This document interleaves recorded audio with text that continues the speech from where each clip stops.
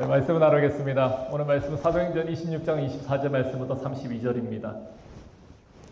우리 한 절씩 읽겠습니다. 바울이 이같이 변명하며 베스도가 크게 소리내어 이르되 바울아 내가 미쳤도다. 내 많은 학문이 너를 미치게 한다 하니 바울이 이르되 베스도 각하여 내가 미친 것이 아니요 참되고 온전한 말을 하나이다. 왕께서는 이 일을 아시기로 내가 왕께 담대히 말하노니 이 일에 하나라도 아시지 못함이 없는 줄 믿나이다. 이 일은 한쪽 구석에서 행한 것이 아니니이다. 아그리빠 왕이여 선지자를 믿으시나이까? 믿으시는 줄 아나이다.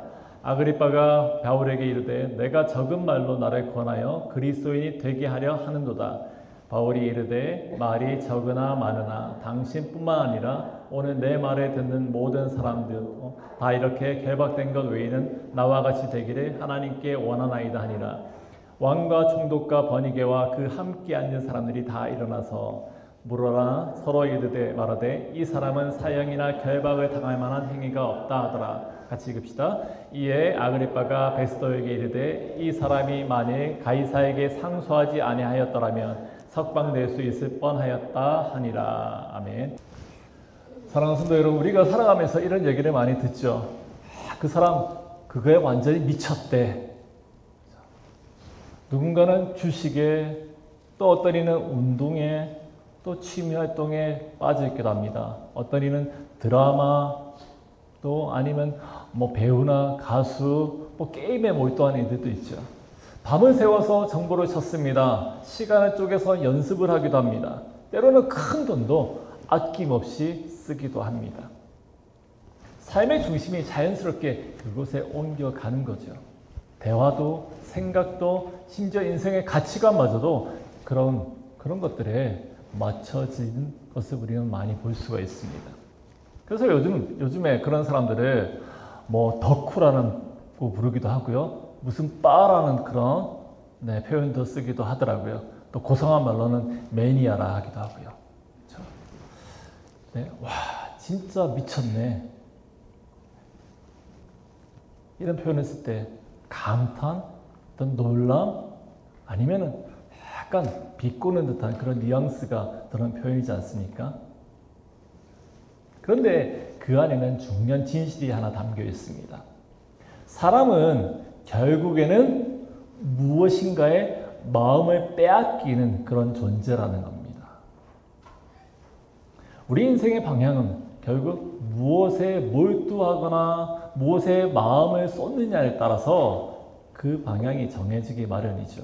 그리고 그 몰두는 때로는 우리의 삶의 의미와 생명까지도 좌우하기도 합니다. 오늘 본문 속에 사도 바울도 그러했습니다. 복음에 대해서 열정적으로 말하자 총독 베스도가 바울아 네가 미쳤도다. 많은 학문이 너를 미치게 하였구나 라고 바울을 향해서 말을 했습니다. 바울이 말하는 부활, 구원의 이야기를 들으면서 그가 보여줬던 열정과 확신을 도무지 이해할 수 없었던 거죠. 자기 눈에는 바울이 참 이성적인 사고를 할 수 없는 그런 사람처럼 보였습니다. 하지만 바울은 담대하게 이야기했어요. 총독님, 나는 미친 사람이 아닙니다. 내가 하는 말은 진실이고 저는 지금 제정신입니다. 라고 바울이 대답하였어요. 바울은 광신자가 아니었습니다. 그는 진리에 미친 사람, 은혜에 사로잡힌 그런 사람이었습니다.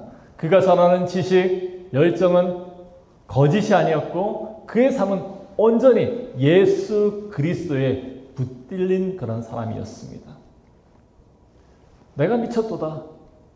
이 베스도 총독의 말은 조롱처럼 들리지만 그 말 속에는 아이러니하게 바울이 가지고 있는 그런 정체성이 그가 어떤 사람인가에 대한 그런 아이덴티티가 고스란히 담겨 있다라고 할 수 있겠습니다. 그는 진짜 오늘 설교 제목처럼 예수 광인, 예수께 미쳐버린 그런 사람이었습니다. 사랑하는 여러분, 이 말씀 앞에 우리는 스스로 물어야 됩니다. 나는 지금 무엇에 사로잡혀 살아가고 있는가? 나는 한 번이라도 예수님께 내 마음과 삶을 온전히 들어본 적이 있는가? 오늘 이 시간 바울의 고백과 그 삶을 통해서 예수께 사로잡힌 인생이 무엇인가에 대해서 함께 나눠보기를 원합니다. 그리고 우리도 그 길 위에서 한 걸음 더 예수님께 나아가기 위해서 이렇게 애쓰고 또 결단하는 그런 시간 되기를 간절히 소망합니다. 본문 24절 말씀, 이 말씀은 공동번역이라는 성경에서는 이렇게 번역하고 있습니다. 바울, 자네는 미쳤어. 너무 많이 배운 것이 자네를 미치게 만든 거야 라고 번역합니다. 영어 성경 NIV 성경에서는 You're out of mind라는 표현을 쓰죠. 그리고 유진 피터스 목사님이 번역한 메시지 성경에서는 You are crazy. You've read too many books. 좀 와닿지 않습니까? Out of mind보다 You are crazy 그러니까. 그렇죠? 아멘. 자, 근데 그 뒷말이 좀 재밌는 표현이죠. You've read too many books. 너무 책을 많이 읽어서 네가 미쳤다는 거예요. 책을 조금씩만 읽기를 바랍니다. 네. 당시 바울은 유대인의 고발로 체포되어서 가이사랴에 있는 총독의 관저에 2년 동안 갇혀 있었습니다. 그런 로마 시민권자이기 때문에 로마 황제에게 이것이 억울하다, 재판해달라라고 상소할 수 있는 권리가 있었습니다. 오늘 본문은 바로 그가 로마로 보내지기 전에 총독 베스더와 또 분봉왕 아그리빠라는 이 앞에서 자신의 믿음을 변호하는 그런 장면입니다. 총독 베스더는 우리 지난 시간에 살폈던 것처럼 벨릭스란 이의 후임으로 온 이였습니다. 굉장히 실용적이고 합리적인 그런 사고를 하는 사람이었던 것 같아요. 당시 로마 제국은 강력한 정치력을 향하고 있었지만 문화적으로는 헬라 철학의 영향을 받아 그 모든 법전이라든지 모든 움직이는 것이 그렇게 실용적으로 또 합리적으로 움직여 나갔던 그런 문화적인 배경을 가지고 있었습니다. 그런 헬라 철학의 영향을 받았던 이 베스도마저도 초자연적인 어떤 개념들, 특히 부활과 같은 그런 믿음들 비이성적이다, 비실용적인 것으로 간주했습니다. 이런 사고방식을 가졌던 베스도에게 바울의 간증은 도저히 이해할 수 없었던 거죠. 그래서 그런 조롱 섞인 그런 목소리로 외쳤던 거예요. 바울아, 네가 미쳤구나. 많은 학문이 너를 미치게 하였다. 여기서 미쳤다라는 말은 헬라어로 마이네라는 단어에서 유래한 말입니다. 이 말은 우리가 오늘날 사용하고 있는 마니아죠? 매니아가 유래한 그 원어입니다. 본래는 광기를 뜻하는 말이지만 지금 어떤 대상에 어떤 것에 깊이 빠져 있는 사람, 열정적인 애호가를 뜻하는 그런 말이기도 하죠. 그런 긍정적인 의미를 가지고 있습니다. 바울이 열정적으로 복음을 전하는 그 모습이 베스도의 눈에는 그렇게 미친 사람처럼 보였던 거예요. 그러나 앞서도 말씀드렸던 것처럼 가만히 살펴보면 이 미쳤다라는 베스도의 말 속에 바울의 참된 정체성이 담겨 있어요.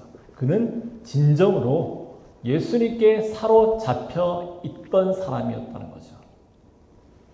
예수 광인. 이 말은 조롱이 아니라 오히려 바울의 정체성을 가장 정확하게 표현한 것이다 라고 할 수 있습니다. 맹목적인 광신자가 아니었던 거예요. 그의 삶을 움직인 것은 거짓된 열광이 아니라 복음을 향한 진실되고 순결하며 거룩한 열정이었습니다. 그 열정은 그때 그 당시의 보통 사람들은 이해할 수 없었던 거예요. 하지만 하나님의 눈에는 그 열정은 가장 지혜롭고 가장 가치 있는 그런 길인 줄 믿습니다. 그렇다면 여러분, 예수 광인, 예수께 미친 사람은 어떤 사람일까요? 언제나서나 주님 생각으로 가득한 사람입니다. 삶의 중심에 예수님을 모시고 입만 열면은 자연스럽게 예수님에 대한 이야기가 흘러나오는 사람이에요. 복음으로 가슴이 벅차고 그 받은 은혜에 대한 감격이 너무나도 넘쳐서 일상 곳곳에 살아가는 동안 자연스럽게 그 내용들이 흘러나오는 거죠. 한번 생각해 보십시오. 어떤 누군가가 커피에 빠져 있어요. 그러면 그분은 새로운 원두만 보면은 마음이 좀 설렐 거예요. 커피 향만 맡아도 그날의 기분이 아주 좋을 거죠. 심지어 커피 때문에 인생의 길이 완전히 바뀐 사람도 있습니다. 혹시 제임스 프리먼이라는 사람을 아십니까? 이 사람은 원래 클래식 연주가였습니다. 클라리넷을 연주했던 전문 연주가였어요. 근데 이분이 커피를 정말 사랑했거든요. 그러다가 어느 날 깨달은 거죠. 내가 정말 사랑하는 것은 음악이 아니라 커피라는 것을 알게 되었어요. 그래서 오랫동안 자기 옆에 있던 악기를 내려놓고 2002년에 캘리포니아 어느 지역에서 조그만 가게를 엽니다. 이 가게 이름이 블루버럴이에요. 네, 블루버럴, 이 파란색 병 아시죠? 이분은 그야말로 커피에 미친 사람이에요. 원두를 고르고 본인이 직접 볶고 또 그것을 내리고 완벽을 계속 추구했어요. 그래서 그렇게 만든 커피가 입소문을 타고 퍼져가지고 실리콘밸리에 많은 창업자들이 이 커피에 대해서 실리콘밸리가 사랑하는 커피다라는 닉네임을 붙여줬다는 거죠. 그래서 지금은 세계 여러 곳에 있죠. 이 사람이 재밌는 말을 했습니다. 커피를 만드는 건 단순한 일이지만 거기에는 실행력과 정확함 그리고 즐거운 일을 할 때 느끼는 순수한 기쁨이 있어요. 이 경험은 점점 더 커지면서 하나의 멋진 우주가 돼요. 커피가 마약이라면 그건 가장 좋은 마약일 거예요. 좋은 커피는 우리로 하여금 기쁨에 대해 궁금하게 만들어요. 정말 미쳤죠. 커피가 마약이라면 가장 좋은 마약이다 할 정도로 이분은 커피에 완전히 빠졌어요. 자기 인생 전체를 내어 걸었어요. 무언가에 빠져있는 인생, 그 열정, 주변 사람들의 마음을 움직이기도 하고요. 또 세상을 조금씩 바꾸기도 합니다. 커피만 그렇습니까? 여행에 빠진 사람, 지도만 보면 마음이 설레지 않겠어요? 가만히 있지는 못하죠. 어딘가 떠나고 싶어요. 반려동물의 사랑에 빠진 이도 그렇지 않습니까? 고양이, 강아지. 제가 그렇더라고요. 어느 순간부터 개 얘기를 해, 강아지 얘기를 해요. 눈빛이 달라지고 어떤 사석에서 누군가의 얘기가 나오면 얼른 폰 꺼내서 우리 강아지가 이래요. 보여주죠. 이런 사람들 굳이 말하려 하지 않아도 결국 말하게 되는 거죠. 왜 그렇습니까? 마음에 가득한 것이 입술로 나오게 되어 있기 때문이죠. 본문 속에 바울이 그랬습니다. 그는 예수님께 사로잡혔던 사람이었어요. 입을 열면은 예수님에 대해서 말했고요. 십자가의 부활과 구원 그 외에는 다른 어떤 것도 말하지 않았습니다. 그래서 고린도전서 2장 2절에서는 이렇게 고백합니다. 내가 너희 중에서 예수 그리스도와 그가 십자가에 못 박힌 것 외에는 아무것도 알지 아니하기로 작정하였노라. 빌립보서 1장 21절도 그렇죠. 이는 내가 사는 것이 그리스도이니 죽는 것도 유익함이라. 그의 입술은 예수님을 증언하는 데 쓰였습니다. 그의 삶은 복음을 살아가는 삶이었습니다. 억지로가 아니었어요. 마음에 가득한 그 예수님에 대한 그 감격이 자연스럽게 흘러나왔던 것이었습니다. 이것이 바로 예수 광인, 예수에게 미친 자의 삶의 모습이었습니다. 사랑하는 여러분, 우리도 바울처럼 예수께 미친 사람, 그분의 열렬한 예수 광인이 될 수 있는 줄 믿습니다. 예수 광인은 말은 예수님을 좋아하는 사람, 단지 예수님을 좋아한다라는 의미만 가지고 있지 않아요. 그것은 바울처럼 삶의 전부를 예수님께 드린 사람입니다. 생각도, 말도, 삶의 우선순위도 모두 예수님께 기울어져 있는 사람입니다. 다른 그 어떤 것보다 예수님을 소중하게 여기는 사람입니다. 근데 그 모든 열정들이 억지로 만들어낸 감정이 아니라는 데 있습니다. 주님의 은혜에 압도당할 때, 그럴 때 나오는 자연스러운 거룩한 반응이라고 할 수 있죠. 그 감격이, 그 사랑이 우리 인생 전체를 흔들어 놓기 때문이죠. 우리가 그런 사랑을 받은 그런 존재라는 거예요. 세상은 그런 사람에 대해서 뭐라고 부릅니까? 요즘에 이런 말 잘 안 쓰더라고요. 근데 예전에는 참 교회 나간다 그러면 예수쟁이란 말을 많이 들었어요.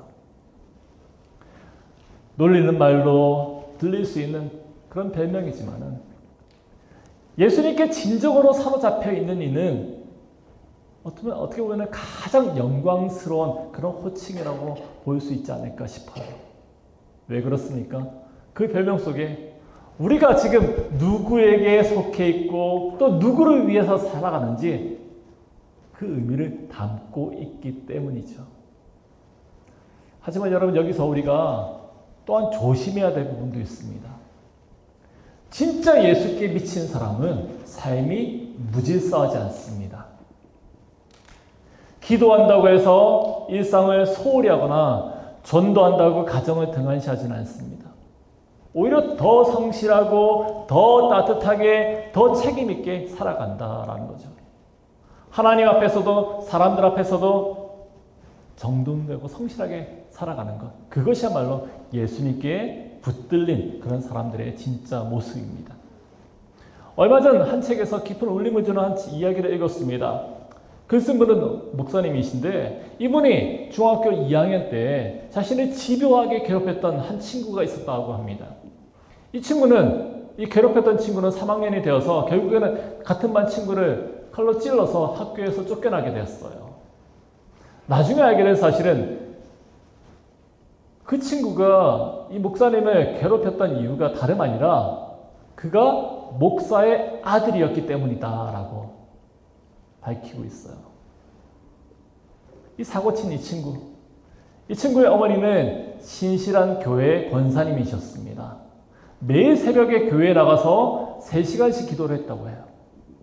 하지만 그 긴 시간 기도하는 그 덕분에 자네의 아침을 챙기지 못했고 도시락도 싸주지 못했습니다.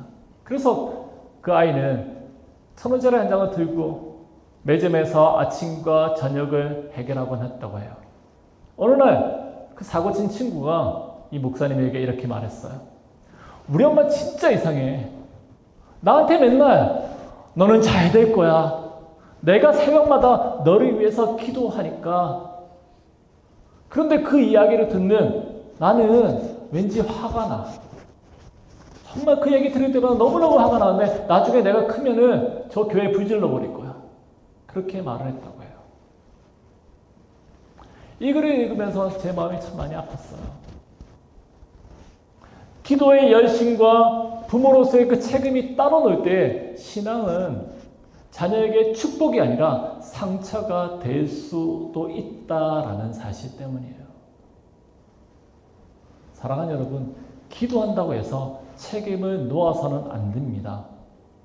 진짜로 예수께 미친 사람은 기도하면서 자녀의 남편의 식사도 챙기고요. 예배하면서 동시에 또 직장에서도 정직하게 일하는 일입니다. 복음을 전하면서 또 그 복음을 삶으로 살아내는 그런 사람입니다. 말보다 더 큰 설득은 삶이기 때문이에요. 예수 강해는 단지 복음을 말로만 전하는 사람이 아닙니다. 그는 기도한 대로 말하고 말한 대로 행동하고 행동한 대로 살아내는 그런 사람인지 믿습니다. 복음이 그 사람의 삶 속에 깊숙하게 스며들어서 그를 만나는 사람마다 그의 말보다 그의 태도와 선택과 삶의 모습을 통해서 살아내는 방법을 통해서 예수님의 향기를 맡게 되는 그런 원리인 거죠. 그 삶이 복음이 되는 사람, 그 그가 바로 진짜 예수 광인입니다. 25절 말씀. 나는 미친 사람이 아닙니다. 내가 하는 말은 진실하며 제정신으로 하는 말입니다. 바울은 총독 베스더의 조롱에도 불구하고 조금도 흔들리지 않고 이야기를 합니다. 바울은 자신이 전하는 복음이 감정에 휩쓸려서 쏟아낸 말이 아니라고 분명히 이야기해요. 바울은 충분한 이유와 확신을 가지고 복음을 전했습니다. 그에게 복음은 허황된 어떤 신화나 종교적인 어떤 상상력의 산물이 아니었어요.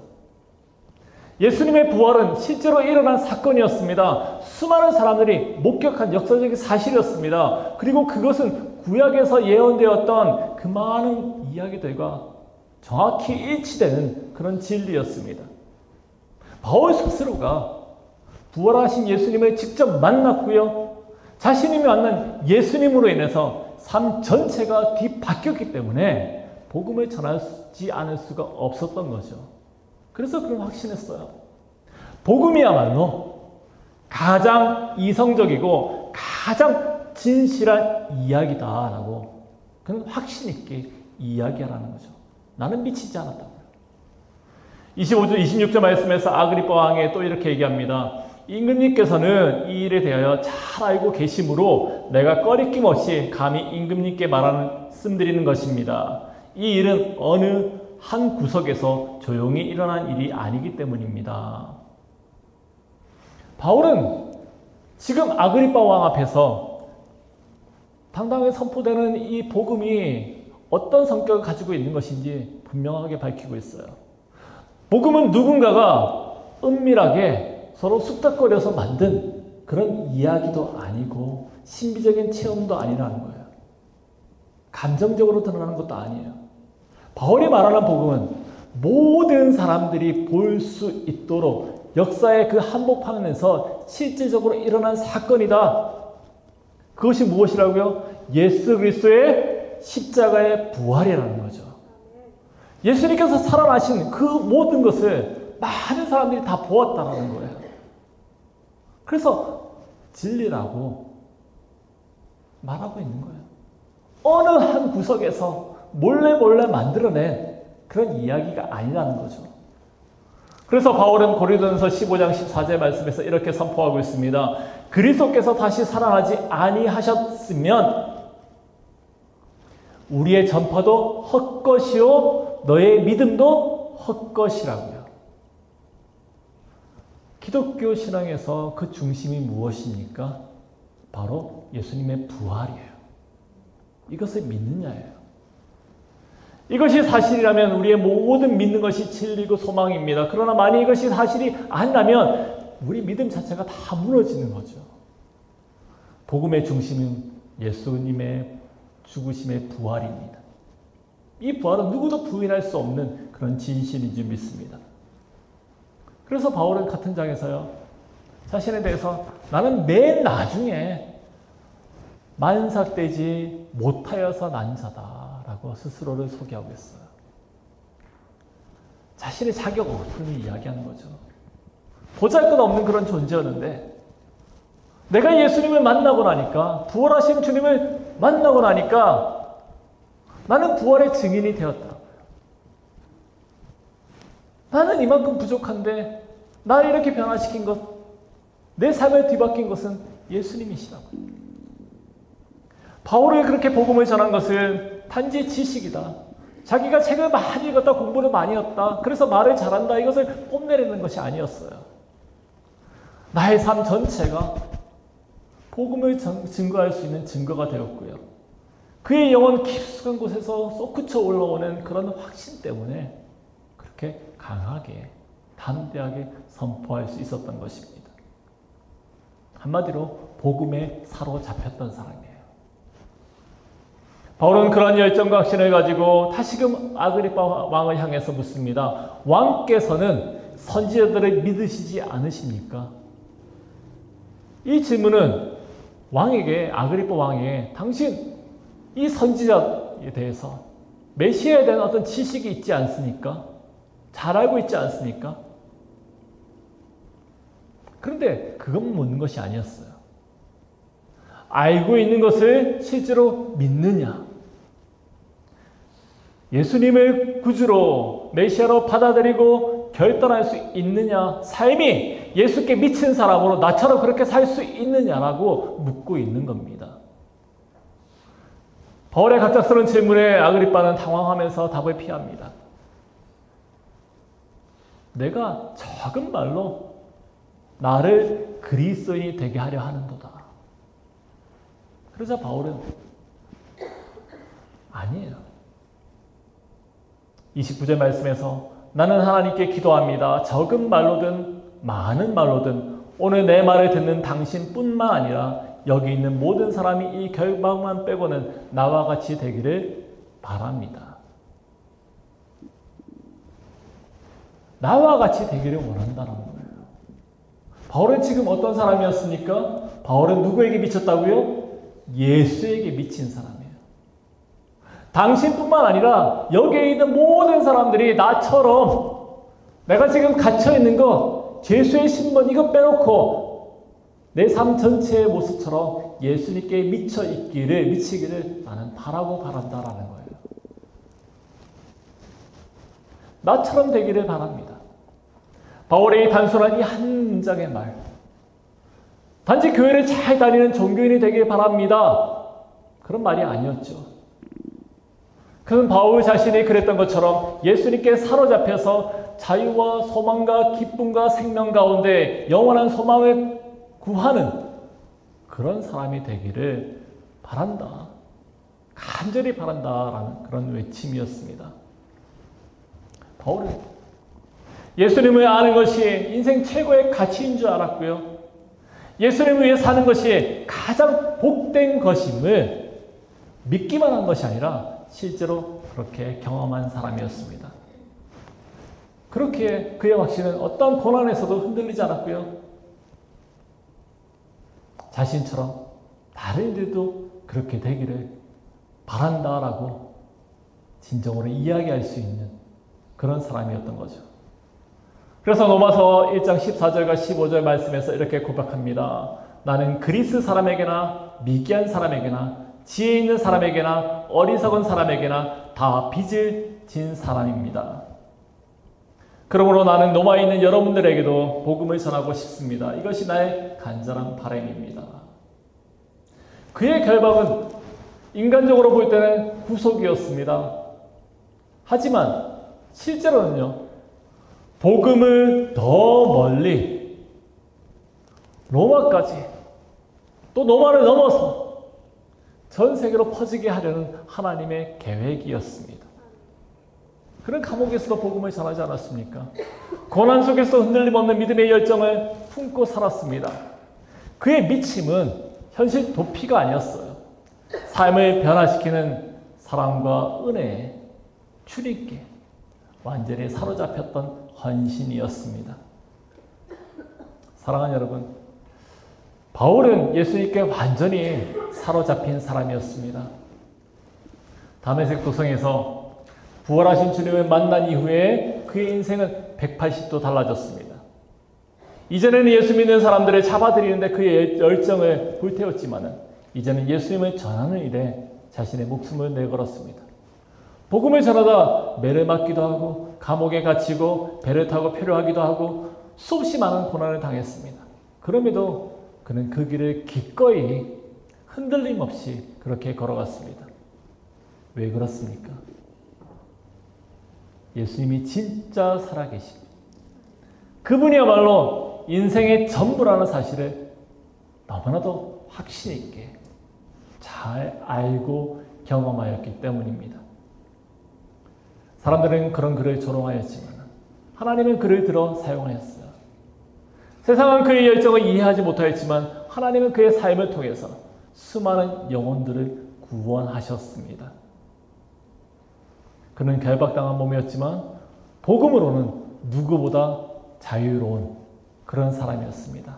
그래서 그는 담대히 외쳤던 거죠. 나는 예수께 미쳤습니다. 이제 우리도 이 말씀 앞에서 결단하면 좋겠어요. 첫 번째로 같이 읽읍시다. 예수님께 마음을 드립시다. 예수님께 마음을 드립시다.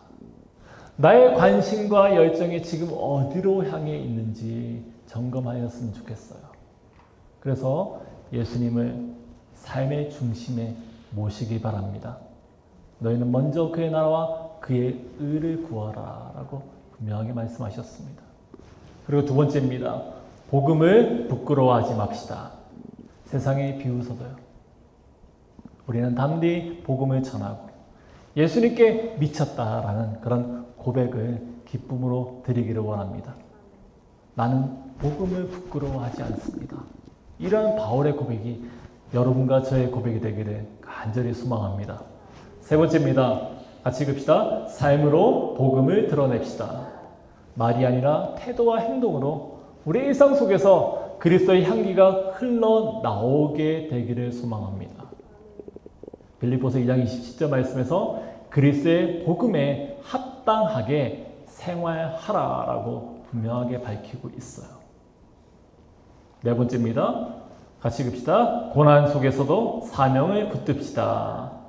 이해되지 않는 상황이 분명히 있습니다. 그러할지라도 바울처럼 또 많은 믿음의 선배들처럼 하나님을 신뢰하면서 살아가는 저와 여러분 되기를 소망합니다. 로마서 8장 28절 말씀 우리 같이 읽읍시다. 시작. 하나님을 사랑하는 자들에게는 모든 것이 합력하여 선을 이룹니다. 아멘. 우리의 결론입니다. 사람들은 우리에게 미쳤다고 얘기하고요.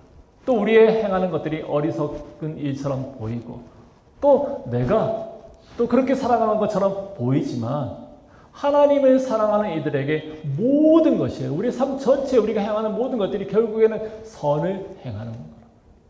하나님의 일을 이루는 거라고요. 이런 믿음의 확신을 가지고 정말 예수께 미친 저와 여러분 되기를 간절히 소망합니다. 기도하겠습니다.